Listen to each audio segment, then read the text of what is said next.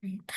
So, thank you again, Elizabeth, for that introduction and having us to speak this afternoon. And thank you, everyone, for joining us. We're looking forward to sharing some of our thoughts over the next half hour or so, and hope you'll feel willing to share yours as well. Today, we'll be talking about supporting your physical and emotional well being and why those two things can and should go hand in hand. So, our learning objectives include exploring ways to support your emotional well being while managing a chronic illness, discussing self care modalities and how to incorporate them into your routines, reviewing options for professional mental health support, and sharing information about the connection between mental and physical health. Um, Elizabeth, Next before slide, the please. Yeah, one next more. slide. Yeah. And hello, everyone. Again, my name is Baptiste. Thank you for having me. And before we begin, we want to take a few moments to do a self-care check-in and center ourselves. We know that life can be stressful and challenging, but you've carved out the time to be here with us today, and we want to invite you to be present with us in this moment together. Sometimes the simple act of taking a few deep breaths can put us in the moment and allow us, our mind to focus and not be distracted. Next slide. Thanks, Baptiste. So, what is self care? So, the term self care, you may be familiar with it, and it may call to mind images of spa days or nature walks, which are indeed very valid forms of self care. But it's actually much broader than this and has its roots in scientific evidence. Really means the ability of an individual person to promote and maintain their own health as a complement to their regular medical care, but not instead of it. So, self care encompasses a wide variety of practices, habits, and lifestyle choices. While medical care is paramount to optimal outcomes, the amount of time we actually spend with a medical practitioner is very small, less than 0.01% of our lives. Therefore, it's important to be aware of and enact care practices that can support our health during the other 99.9% of our time. Next slide, please. So, before we jump into more specific self care strategies and modalities, we do have to acknowledge the reality that there are times where the management of a chronic illness makes it simply too challenging to think about taking one more step. And that's okay too. It can be really hard to implement strategies when you're feeling sick, exhausted, or in pain from your chronic illness. And it's most important to be gentle with ourselves during these times, especially. And you remember, you cannot fail at self care. Some ways to think about integrating self care into your routine are to think about the schedule that might work for you. Maybe it's a specific day and time to try out something new, perhaps the beginning of the week or month, where it's a fresh chance to try this new technique if you're feeling well enough to do so. It's also a good idea to implement these things when you're already feeling well, building up your own self care toolbox that you can then depend on more readily during times where you're feeling more vulnerable. Additionally, you can always start small and build up to a more integrated routine, remembering that this is self care and it doesn't need to meet anyone's needs but your own. Next slide, please. So there are many self-care modalities, and some that we'll review this afternoon are mindfulness practices, expressive therapies, holistic interventions, lifestyle support, and mental health interventions. However, self-care is not limited to what we'll talk about, and again, can really be any practice or habit that safely supports and promotes your health and well-being. Next slide, please. Thank you, Mary Rose. And so, as Mary Rose discussed, I'll be talking about a couple different forms of self-care, and one of them that's very accessible is mindful practice. And two common forms of mindful practices are meditation and breathing exercises. These require no equipment and can be done whenever you choose. So, meditation is a practices that have been shown to lower blood pressure, improve happiness, reduce chronic pain symptoms, improve sleep, and reduce symptoms of stress and anxiety. A study done by Harvard Health outlines how consistent meditation practices can reduce stress and anxiety and decrease feelings of depression. Two of the primary brain regions that neuroscientists link with depression are the medial prefrontal cortex, which is known as the me center, and the amygdala, which is the fear center. The medial prefrontal cortex reacts to stress and anxiety, which consequently signals the amygdala to release the stress hormone cortisol. And meditation can break this connection by lessening your reaction to stress and anxiety, which in turn signals the amygdala to release less cortisol, keeping your overall stress levels at bay. And breathing exercises can be similarly done anywhere and contribute to lowered blood pressure and management of anxiety. Some breathing exercises, including box breathing, 4-7-8, which is when you inhale for 4 seconds, hold your breath for seven, and then exhale for eight. But you would speak to someone about that if you're interested, and belly breathing as well. So those are three forms of breathing exercises. And the point of each of these is to bring the focus away from the stressful or anxiety-provoking thoughts that might be happening in the moment and back into the moment, and in this case, the breath, which we briefly touched on earlier. Next slide, please. And then another practice that falls under self-care, which may not always associate with self-care, are expressive therapies. And these forms of therapies have been around since ancient times and can include art, music, drawing, writing, and poetry. And these are more action-oriented self-care as they require the practice of a creative pursuit. And the scientific purpose of expressive therapy is rooted in the understanding that creative processes through various art forms engage the brain and bodies in ways that facilitate psychological growth, emotional regulation, and healing. It works by tapping into sensory experiences, emotions, and subconscious processes, often bypassing verbal limitations to promote self-awareness, reduce stress, process trauma, and foster self-expression. A variety of studies reviewed in the American Journal of Public Health show that art therapy has increasing benefits for patients managing chronic conditions, including post-traumatic stress disorder, chronic pain, cancer, and other chronic illnesses, as it promotes stress relief and reduces feelings of anxiety, pain, or depression, and enhances independence and confidence in one's own abilities. A 2020 study found that engaging in a coloring activity helped reduce anxiety and improved mood in older adults.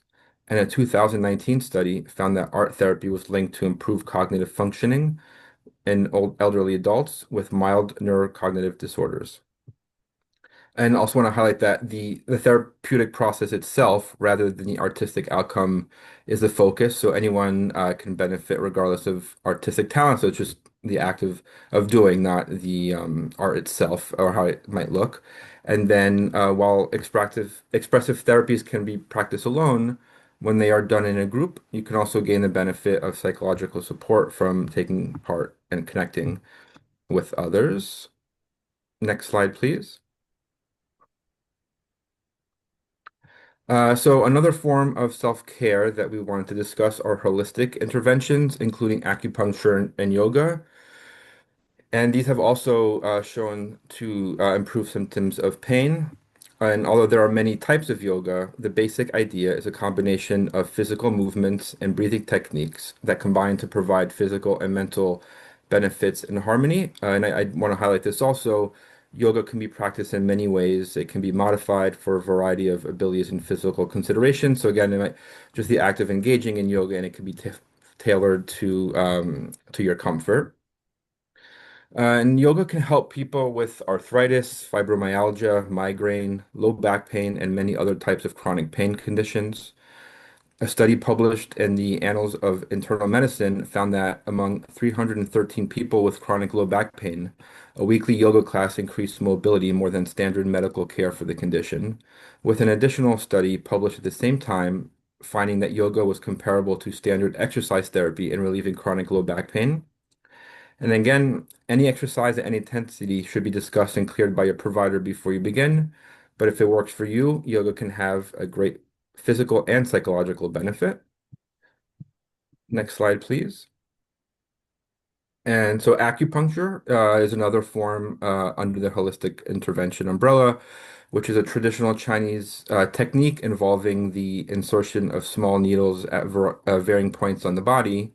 And multiple studies have shown its effectiveness for relief of pain, with a recent study image showing that Regular sessions led to both lower pain and reduced feelings of depression.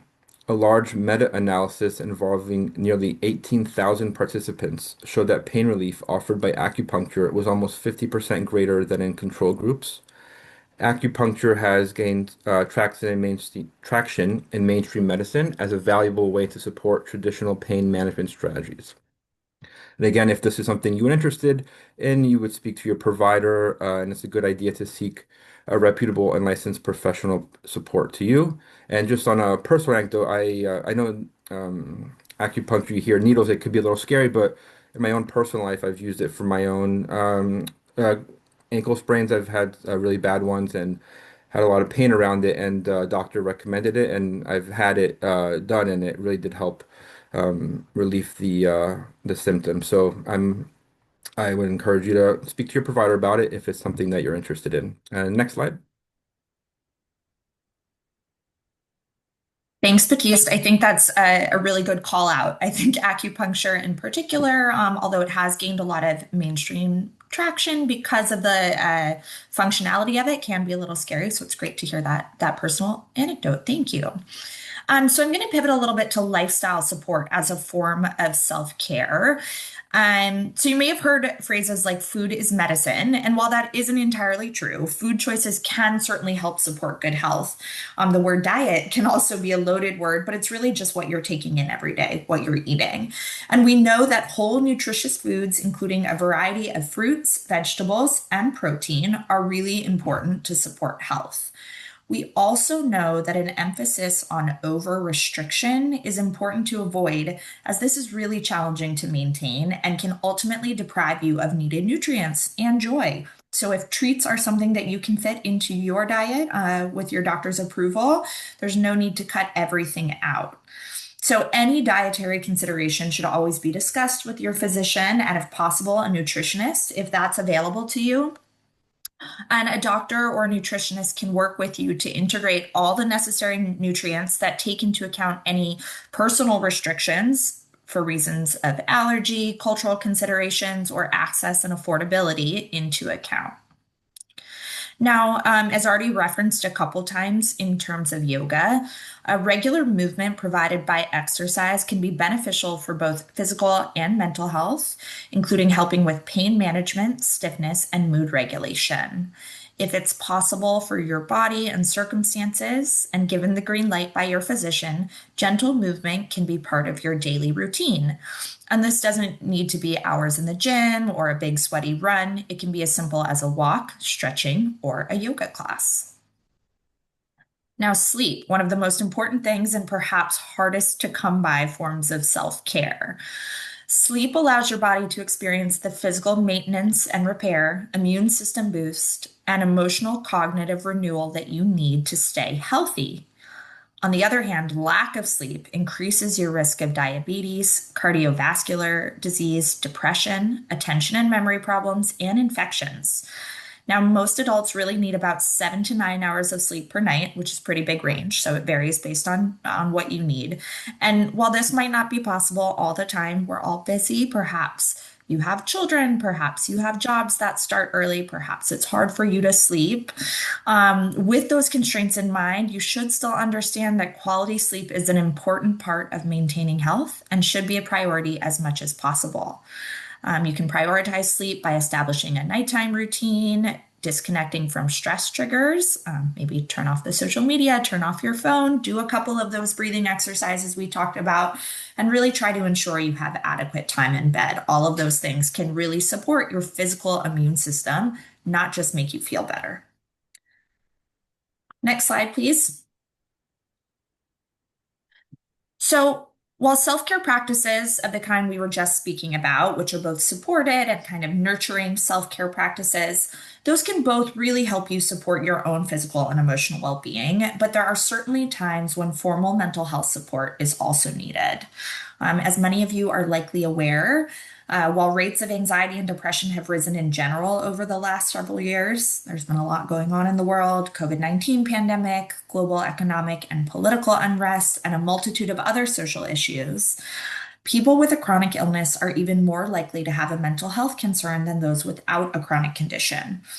This can be for a variety of reasons. A chronic illness requires lifelong management, not telling you all something you don't already know, and adapting to this management can be hard, bringing on new fears, anxiety, and depression, or worsening mental health symptoms that you may have already had.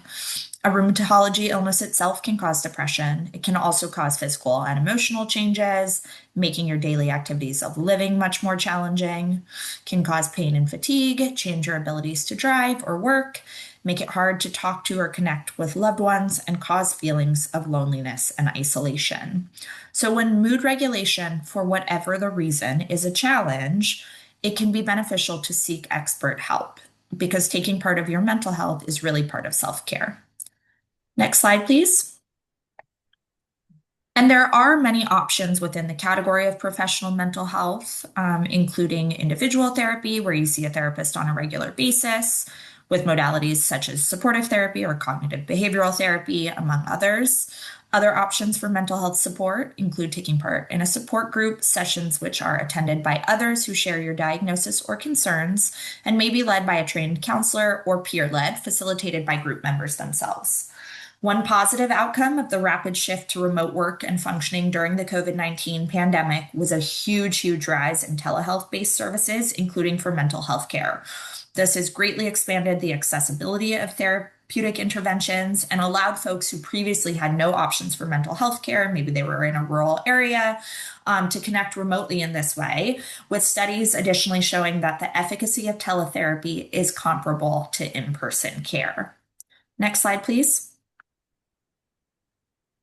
Thank you, Mary Rose. So I'll just be speaking briefly about some of the forms of the therapy. And with supportive therapy, it's very often used for treating mood disorders such as depression and anxiety. And the most important part of this kind of therapy is a good connection between the client and therapist, which is known as the therapeutic alliance. The therapist will help guide the client through emotional challenges with the goal of reducing stress and anxiety and increasing self-esteem. And cognitive behavioral therapy, which is often referred to as CBT, is a structured, goal-oriented type of talk therapy. It can help with symptoms of mental health conditions such as depression and anxiety. CBT can also help manage physical health conditions such as insomnia and chronic pain. And I would say the past few years, I've received several referrals from medical providers asking for patients to be connected to a provider to do CBT for pain relief. So the combination makes CBT a useful intervention for many people who are experiencing both mental and physical health symptoms. Next slide, please. And then another type of mental health support, kind of like today, is the group support model. Groups are a way to connect with other people who share your concerns while gaining tips and insight from group members and can be excellent for sharing resources and helping with decision making. Engaging in peer-led support groups, either in person or virtually, can allow for a feeling of connection, showing participants that they are not alone and helping them gain different ideas for addressing symptoms of anxiety, depression, pain, or other concerns. Sometimes even the simple act of sharing your feelings can be helpful. Next slide, please. So, why is this important? Self care, professional mental health care, tending to our emotional health, particularly for those with an underlying chronic disease. Mind body connections have been increasingly widely studied in the last 2 decades, not just because both the mental and physical aspects of a person are important on their own, but because there's an increased understanding of the connection and that the mental and emotional well being of a person affects the body, and as such, that the maintenance of social and emotional well being is key to complete and optimal health outcomes.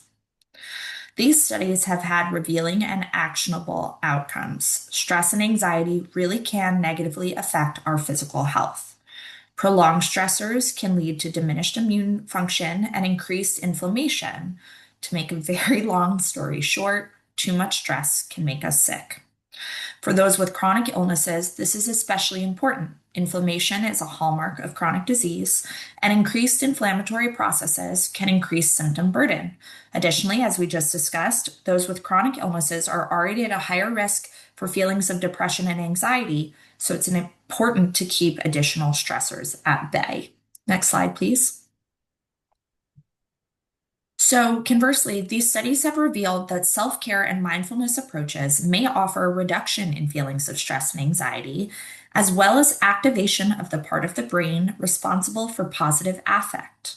There's a special emphasis on practices that involve connecting the mind and body, because, as we've learned, they are truly connected. And so, things such as Tai Chi and yoga support immune health and physical well being and may reduce the symptoms of chronic conditions, including pain. Now, I think it's really important to state that no one is suggesting that stress reduction and developing a positive affect can cure an illness, nor that it's easy to develop a self care routine or maintain it, particularly in times of heightened symptom management or stress. As you all know, there really is no secret nor one answer to managing your chronic illness or supporting yourself as you do so. However, there is a growing body of evidence that there are many pathways which can help, including what we've discussed tonight: self care, formal mental health support, and human connection. You know what's best for your body and what might work for you. You're the expert on yourself. You have the lived experience of a chronic condition, and you might already be using some of these strategies, whether consciously or unconsciously. There's no right or wrong for self care. The key is to determine what's right for you and when is the best time to implement a new practice. Despite the fact that there are many things we can't control about illnesses, there are some ways to increase our own self management, and we encourage you to explore what works for you. Next slide, please. So, we're going to give it a try. Just as Baptiste centered us at the beginning of our presentation today, we'd like to close with a mindful moment of breathing to make sure we all leave having had the chance to practice some self care. So, I want everyone to sit in a way that's comfortable for you. Close your eyes if you're comfortable doing that, or just look down at something in front of you and try to stay present in the moment. If your thoughts wander, which they might, just pull them back and focus on your breathing. We'll be practicing for 3 breaths. And of course, if at any time you feel dizzy or lightheaded, simply return to your normal breathing. Okay, so let's try it out. I'm going to walk you through the directions and then we're going to do it together. Slowly breathe in through your nose. Focus on the air coming into your nose, the sound, the temperature, any smells. Pause for a moment, then slowly breathe out. Pursing your lips can help you slow this breath down.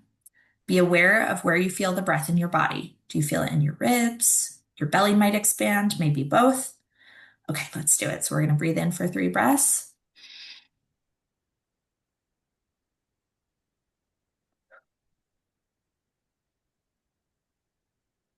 2, and 3.